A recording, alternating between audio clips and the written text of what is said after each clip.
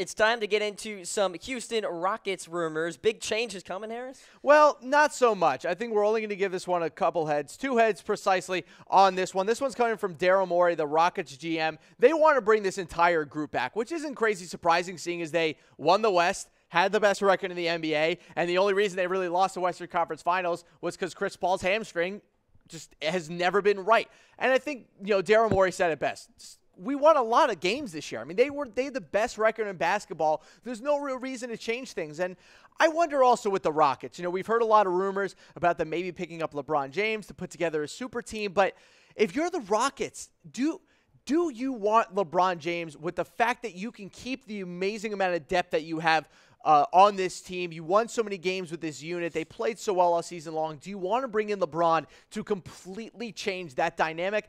I'm not sure. I think that they might want to give this team another run with Chris Paul and James Harden having, fully healthy seasons. We'll see, but LeBron James to the Rockets obviously going to be a big offseason headline. All right, so that's a look at the potentiality for some changes here for the Rockets. How about the Rockets and an NBA record that they recently set? It ain't a good one either. One of the most obscure and straight up unbelievable NBA records I have ever seen in my entire life. 4 crying Jordan heads. They should be 4 crying James Harden heads at this point. They missed 27 consecutive threes. Is that Unlike good? anything I have ever seen before. They ended the game 7 of 44 from behind the arc. Trevor Ariza was 0 for 9 from three-point range. He was 0 for 12 overall. I've never seen anything like that. Just insane.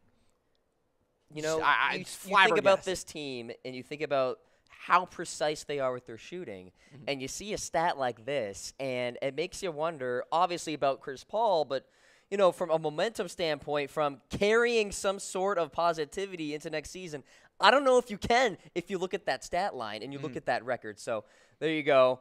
4 crying Jordans on that one. Let's go to rumor number 3. Is Chris Paul returning for Houston? As of this point, I'm going to give this one 3 crying Jordan heads. I just don't see a scenario where he ends up leaving. Now, credit, he's going to want a lot of money this offseason. He's eligible for a 5-year, $205 million deal. Now, that's not the Supermax. Again, it has to be on the same team. He could have gotten the Supermax with the Clippers. Obviously, ended up leaving. But 5 years, $205 million is a massive amount of money to give to a 33-year-old who has not been able to stay healthy consistently in his NBA career. Daryl Morey says that the plan is to keep him here. If they do sign him to that contract, they will have to dip into the luxury tax a little bit. So it'll be interesting to see what happens with Chris Paul's free agent future this offseason.